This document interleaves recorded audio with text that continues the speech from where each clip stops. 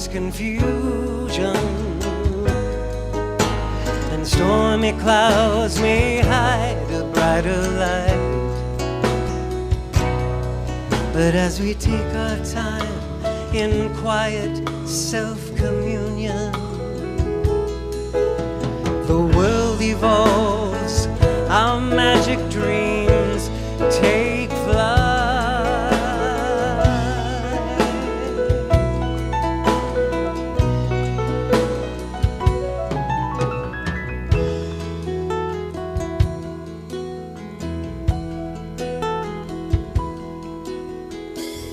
Love is all around. Listen to the sound. Do your thing. Say or sing. Praise the oneness and let it ring. And take it home. Give your best and know the joy. The world joins hands at last.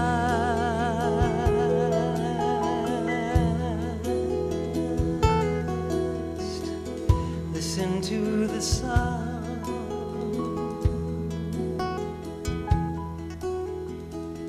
Love is all around.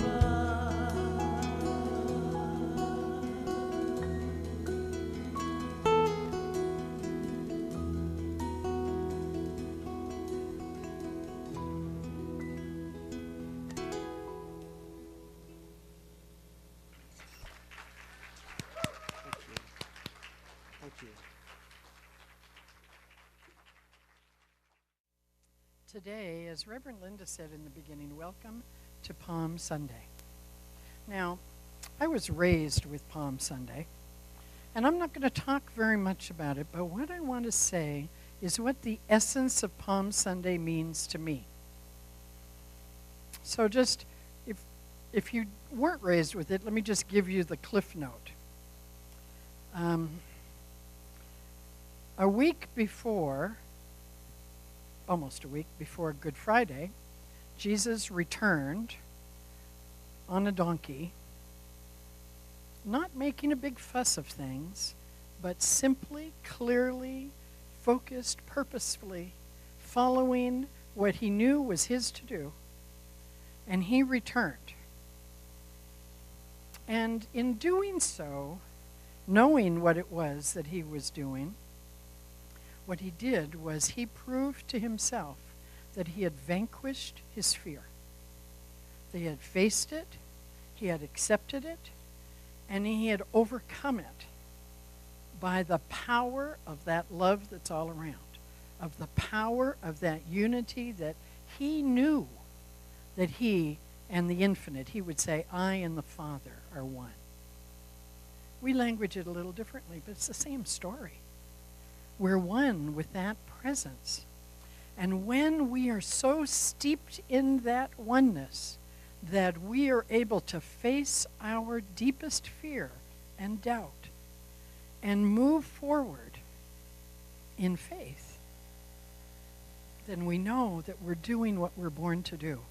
We're all born, Ernest Holmes said this, we're all born to be enlightened. Buddha said it. They've all said it. Everybody. We even know it. We nod. We go, yep, believe that's true. And there's only one little catch. And that's, what are we doing between there and there? How are we showing up? How are we using this amazing life? So, you know, I've been a minister 17 years. And I have never done a pledge program or an Easter service. Never. So, good luck.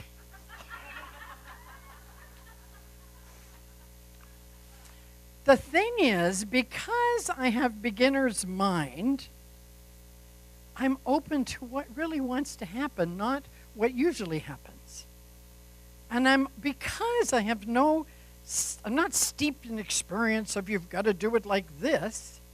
I'm just listening. How could it be?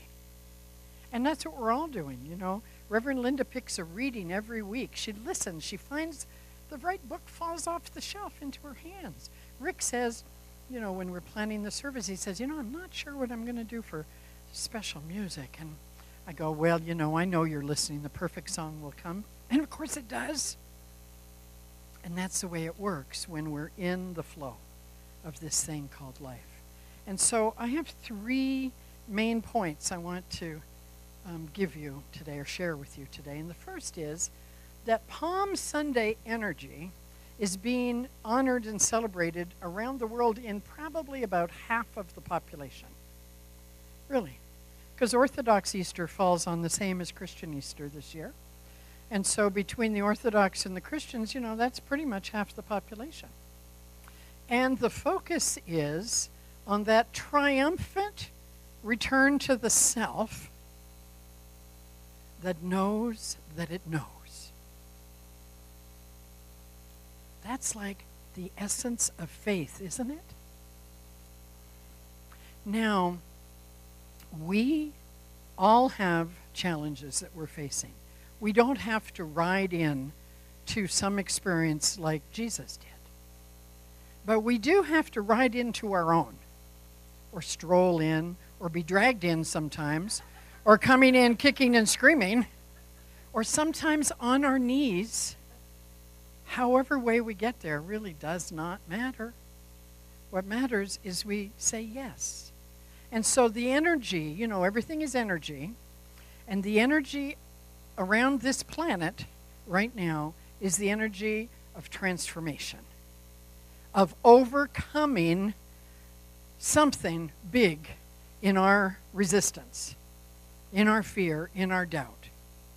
So bring into your mind that thing that wants to be overcome in you, that you are ready to overcome in yourself, to allow the Spirit of all things to have its way, as the song says, you know, let love have its way with me.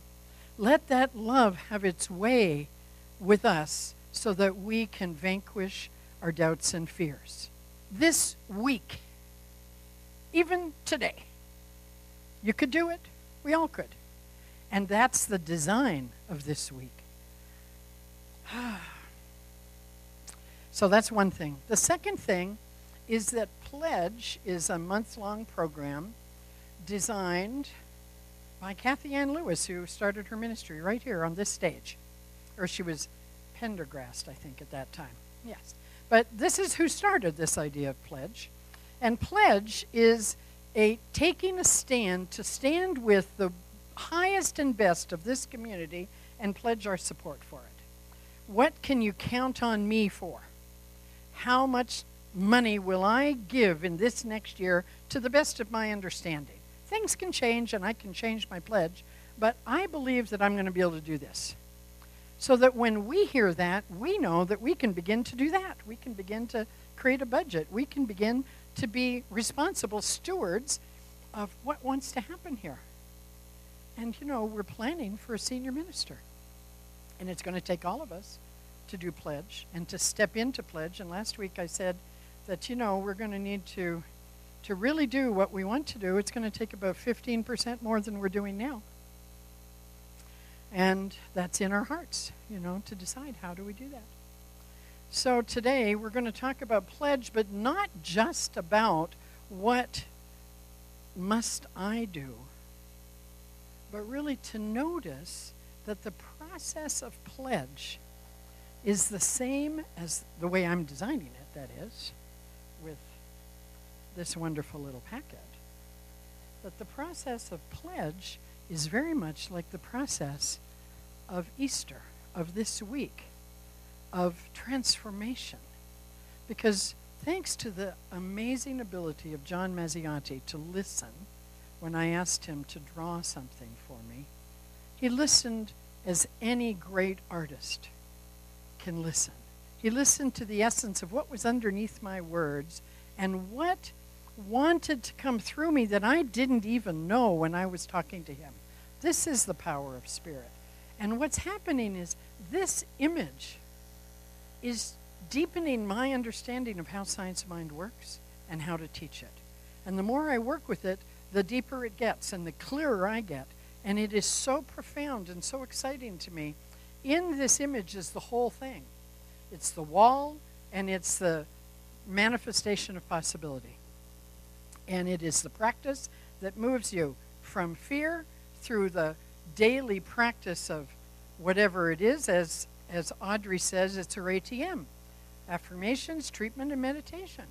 Whatever is our practice, the daily application of the truth known through an affirmation or known through a spiritual mind treatment gets us on that path.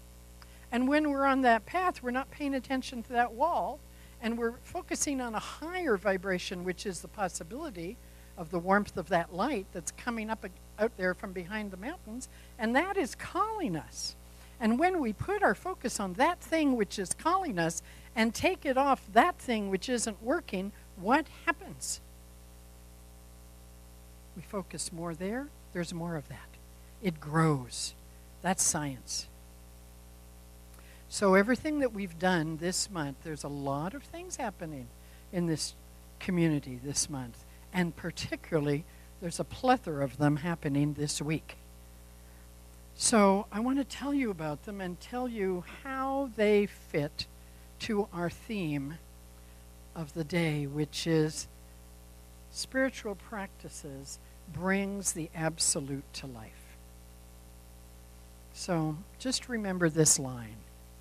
The main thing is to have the main thing be the main thing. Just remember that. Because that is the main thing after all. And the main thing is that we know that it's the main thing, so that whenever we're wandering on the path, do you think airline pilots are 100% on trajectory all the time? No, they wander here and they correct, and they wander there and they're correct. You know, it's about the adjustment of getting ourselves back on the path. And what is it that helps us do that? Knowing that the main thing is the main thing. So that's our work. So there's many events happening this week, and every one of them brings us right into a spiritual practice. So the first two are happening today. Did you notice that beautiful big display thing in the hallway? Well, John Gray listened when I said, you know, I really need something to display art on and to hang kids' pictures on, and maybe to have the pledge picture on, until Kelly in her brilliance said, just project it. You don't need to paint it. So there it is. Thank you. So now it's out there hanging quilts. Why is it hanging quilts today? Because Hugo, sitting right over there, waving his hand, Hugo is doing a workshop today that is so cool, that is so about what we're about. He says, by having the divine as our partner and co-creator, we can create new art that is even deeper, richer, and fuller. So that's a way to practice and support our self-expression. Go listen to him as he shares how he lets the divine be his inspiration and creates through his art. So what wants to be created through you? What is your thing? Are you sitting on an idea that you just have wanted to forever do? Do you have something in you that says, well, maybe when I retire, or if I were richer, or, if somebody loves me more, or, if I could, whatever. Do you have something that really wants to happen that you don't even know you're yearning for, but you are? Because this is the time, dear ones, to say yes to that and face the wall of limitation that says, I can't. And tell yourself the truth. Yes, I can. Anything is possible. And I am born to thrive and to soar. So today we have Hugo's workshop. So I invite you all to go. And then right after the workshop, we have another opportunity to celebrate and to practice. And that is that Florence's 90th birthday is being celebrated today. So hooray, happy birthday to Florence. And so the cake and ice cream are going to be there waiting for us, and we're all invited. But just in case you have a previous commitment and you can't come, I know most of you will, but just in case you can't, let's do what we know to do on somebody's birthday, shall we? When we honor someone's major moments, 90 is a major moment, graduating from high school is a major moment, getting married is a major moment. We have lots of major moments. Let us honor this major moment because Florence has been in this community for a long time. Happy birthday to you. Happy birthday to you. Happy birthday, dear Florence. Happy birthday to you. Woo! Thank you for being here every Sunday and being part of our community. So there's a lot of special events, as I was telling you. On Friday, well, first of all, on Wednesday. How many people came this Wednesday to the support group? There were about 12 of us there. I made soup. People came. We ate and talked about this pledge program. We talked about the journey. So you can leave the slides up here, Raj, if you don't mind, because we're going to refer to this process. So if you would like some support to identify what's in a brick in your wall, or where it is you really would like to express yourself, or how to stay the course, come on Wednesday. Bring something to contribute, but we're going to have borscht. Yeah, I'm making it. All right, so that's Wednesday. And then on Friday, we begin, Good Friday begins a weekend of Easter ceremonies. So on Good Friday, we are having a workshop called 30 Pieces of Silver. For those of you who studied the Bible or wherever around other kind of religion on Easter, you know that that's the cost that it took for Judas to betray Jesus. And we've all had betrayals in our life. We've all been betrayed, maybe not all of us, but most of us, little or big. We've had things that have had us feel excluded, pushed out, not appreciated, and maybe we've done that to others. This workshop is short and powerful, and it's about how to look that in the face and know that for whatever reason I allowed that into my life, I'm ready to let it go now. And actually let it go. And to help us let it go, we are going to create a labyrinth in this room. It's a very simple labyrinth. And it's a labyrinth, it's a visioning labyrinth where you can vision yourself free. Because that's what forgiveness does. It sets us free. So we'll have a meal, a supper. And then we'll have a short workshop on 30 pieces of silver and practice forgiveness. And we'll walk the labyrinth together. And then on Saturday, the space will be open for anyone to come and walk the labyrinth for themselves. We'll also be showing a movie in another room that is Neil Donald Walsh's book, The Little Soul in the Sun. And it's about forgiveness. And so I am asking every single person in this community to pick one of these two things. At some point, come. If you can't come for the whole thing Friday night, come for 20 minutes and have some borscht. Come on Saturday for 30 minutes and walk the labyrinth. Or stay the whole day and soak up the energy of the universe as it's here for us this weekend. Because forgiveness is what is needed to move from the wall to the possibility. So if the truth of the absolute is that love, peace, joy, harmony, every good thing that we've ever dreamed of, if it's really true that it is absolutely the foundation of all of life, and if I then am born from this life, it means it's in me, then there's nowhere to go to experience the thing that I want to experience. There's nothing really to heal, but there is a lot to reveal. And by removing the barriers, the ideas that I have let get stuck in my craw about why it doesn't work and why it can't work, when I face that and I'm willing to change that old belief, then what do I find? I find that it's perfectly flowing. It's naturally working. And so I implore you to use this week, because there is so much energy in the world for this process of transformation right now. You know, if you're like me, there is something, some worldview that you might have. Maybe it's about yourself. Maybe it's about this spiritual community. Maybe it's about your neighbor. Maybe it's about children. I have no idea. But I know that we each have some belief that is limiting us that we are ready to let go of. Yes, I hear you nodding. I hear you nodding. Because what good is it to carry around and know it can't? How does that serve us? It does not serve us to say, well, it never has, so it never will.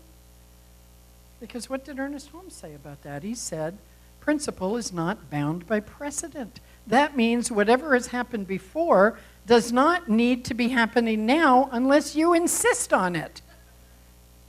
And if, you know, and it's hard to let go of those things. Well, it's always been like that. People have always done that to me. They've always, my daughter once said, they always leave. So it's easy to understand that there's a fear of people leaving. And so it's easy to understand that you get protected. But honestly, nobody comes to leave. Everybody comes to wake up. And if we could seize that moment and wake up with whatever is coming, it would be fantastic. So, you know, I haven't been very long in this community, and I want to talk to you about something that's really tender. And that is what is possible here now in this community and what we need to do about it. When I was hired, I was told, please help us heal.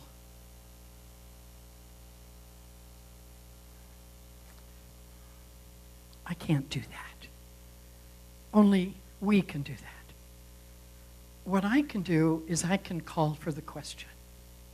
I can give my very best to helping us see how magnificent we each are and how little value there is in blaming and judging and holding on to the past. And I've been doing that in every tricky little way I knew how since I've been here in the middle of November, to pave the way for this week. I didn't know it. I trust life so much that I know when I have landed in the middle of something that wants to happen. I know it. I feel it. And that is now. Something wants to happen now that is a shift in this community, and it is time. And we must be the ones, because here we are. And so I'm speaking to you from, really frankly, from what I know. And I know that if you have felt hurt, rejected, or betrayed, you are a magnificent being. And that when we are able to forgive the people that have done things to us that have been hurtful, it's not that we're saying it's okay what they did. But what we're saying is it's so important not to define our life by that. That it's really time to step into who we really are instead of staying stuck back there defending something. So if you have been hurt or you have hurt someone else, and we've done it in this context as a church, it's time to let it go. So that we can start envisioning an amazing possibility in this church. There is no reason why we couldn't have 300 people every Sunday here. Not a tiny reason why. We just have to believe it. We just have to be committed to it. We just have to reveal for ourselves the power of this teaching, and wild horses cannot keep the hordes away. Honest to goodness. Yes, thank you. If you lost trust in the past few years, if you doubted, if you came to feel angry or hurt and not trusted, or you stopped trusting, I invite you now to be willing to shift, to be willing to say there is more than enough love that's all around. Let me use it to reveal that which is in me, because it is my nature to be in love with you. It is my nature to be in love with life. It is my nature to give my best. It is my nature to open my heart and trust you. It is my nature to reveal the glory that is this life. It is our nature, not just mine. It is what gets in the way are all those little persnickety things that we say, well, it got to be like that, or it was like that. You know what I'm talking about, don't you? Yes, we all do that. But we don't need to, and I know that we're revealing a greater sense of ourselves. So I ask you to come to one of these weekend events this weekend. Come today, come Friday, come Saturday, and make a choice to really let the magnificence of this community soar as you soar in your own personal life, as you take on the biggest doubt that you have, the biggest belief that says, yeah, but. Take it on this week. Walk it in the labyrinth. See a practitioner.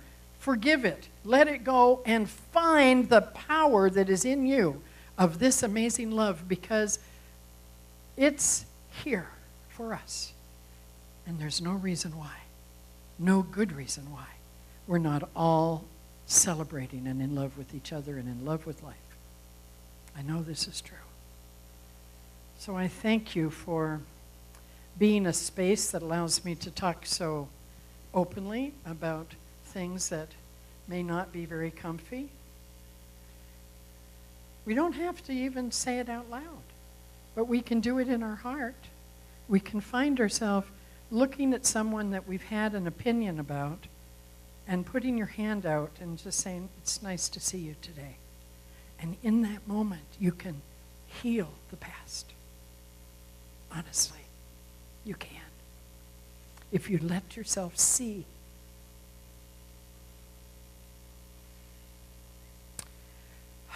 So, I think that's it for now. I want you to come. I'm inviting you to pledge. I'm inviting you to bring your very best self here, and so let's do the inner work. So if there's any practitioners in the room, if you'd stand and hold consciousness. And if you've ever been a practitioner and you aren't right now, you can do it too.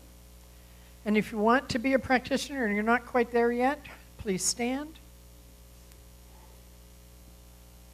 And so together, we open ourselves to the idea, a big idea, that's called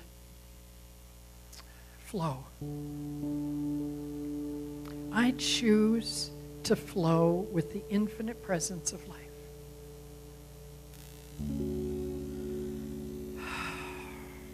And I am willing to give up holding on to an idea that this thing that's so important to me can't work. I am willing, this day, this instant, I'm willing to say, that's no longer my truth. I am willing to believe that it can work. I am supported in this community to rise to the biggest idea I can contain, that I can envision for myself and for our community. I am willing to look in the eyes of anyone that I see today with whom I have had a disagreement, and I either say out loud, I'm sorry, or I say it in my heart. And I forgive myself. I am called forward to do this work because the magnificence that is in me is in each and every one of us here, and we do it for ourselves, and we do it for each other, and we do it for peace on earth. We do it for our children. We do it because it's the right thing, because it feels so good to love anyway. And I know that every one of us feels this call to be free. So I say thank you. Thank you, life, for this moment. Thank you, each and every one who has kept your heart ready to let yourself stand into a greater light. Thank you for this community that is here, that serves us, that holds the space for us so that we can come and remember. Thank you for our willingness to financially support it, to volunteer and give our time, and to know in our hearts that we are one, and this is a magnificent idea known as the Center for Spiritual Living in Salt Lake City. This is our church, our community, our place of support. I give thanks for this and for all the good that comes from it. I am so grateful for each one. And I know we are cherished, and we are guided, and we are provided for. That is the love and the law of life. And so it is.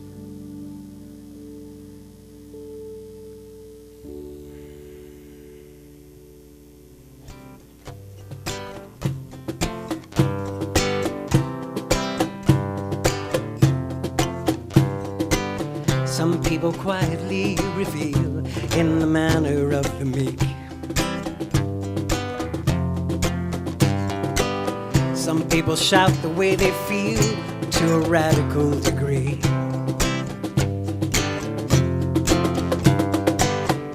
Let me tell you about one thing I know. Everybody's got a seed to sow. Let your heart of hearts take you down that road. Everybody's got a seed to sow. Everybody's got a seed to sow. Some people sing it to express, while others hear another call. Some people speak with subtleness, some don't rely on words at all.